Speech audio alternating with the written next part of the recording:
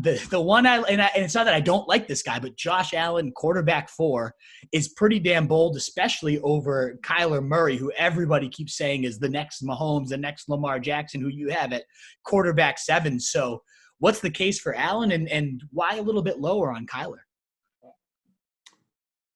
I think there is a sort of built-in bias amongst the fantasy community, which very much overlaps with the data community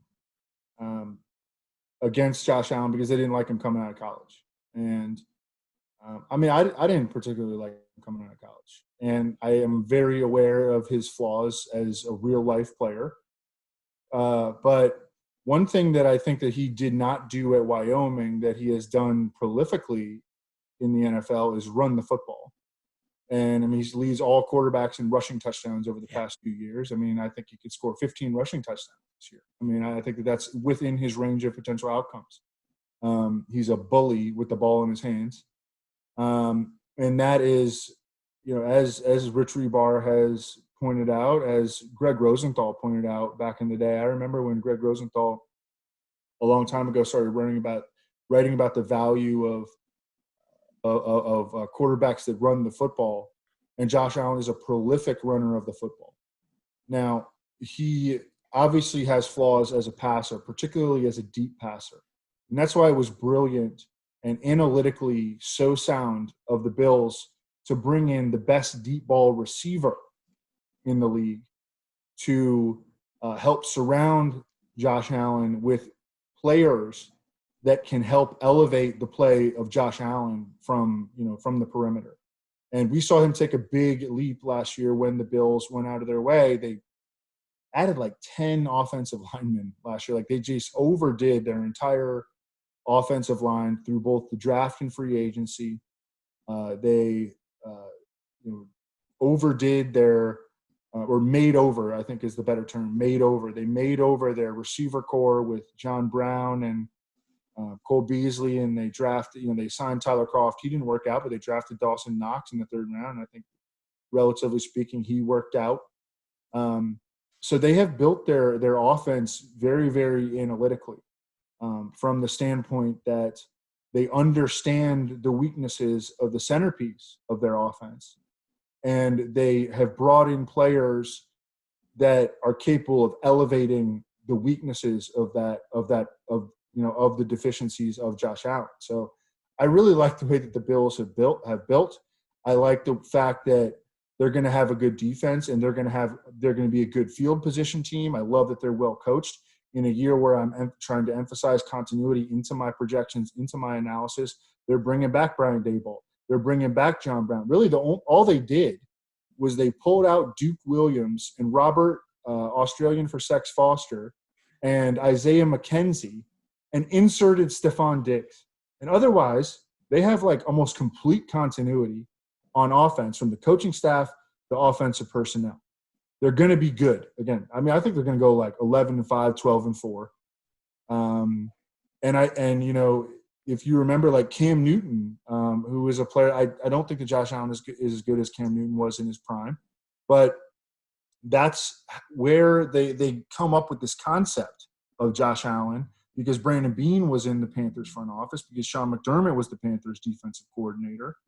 And so that's what they're trying to build towards. And I don't think it's going to be as successful as Cam Newton was, because, the dude has been like a top 3 fantasy quarterback like 5 times or something like that. But Josh Allen was the quarterback 6 last year, and he was the quarterback 1 his final 6 games as a rookie. He's really, really good at fantasy football. And I think that the hype train is a little bit too high on Kyler Murray and way, way, way, way too low on Josh Allen.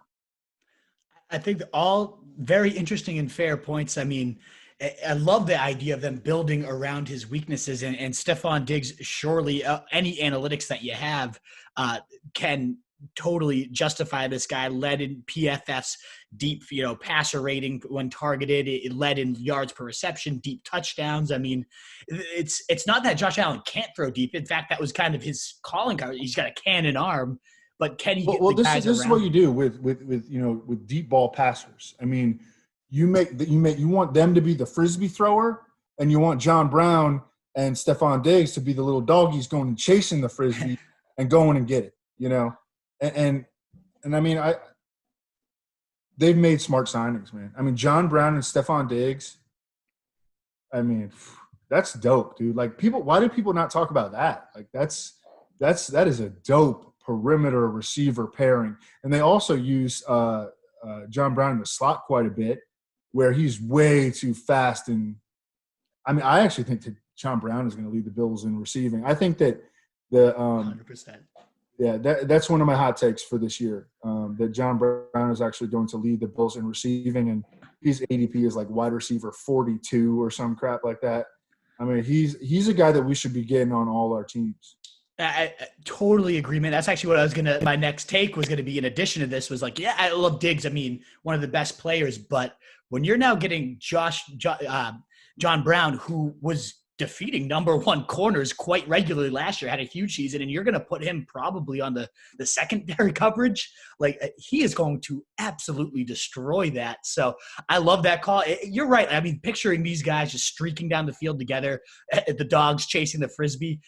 TJ Hernandez, another great analyst, has been pumping out articles about why Josh Allen's the next Lamar Jackson. He put up Harmon's like reception, Matt Harmon, if anybody doesn't know him, you guys got to know him, his reception perception. And he showed just like how ridiculous of a receiving core that Josh Allen is now equipped with, especially down the field. So I get it. Yeah. I get that, Harmon has been a long time proponent of John Brown and Stephon Diggs, and TJ Hernandez is like not even low key one of the sharpest dudes that there is.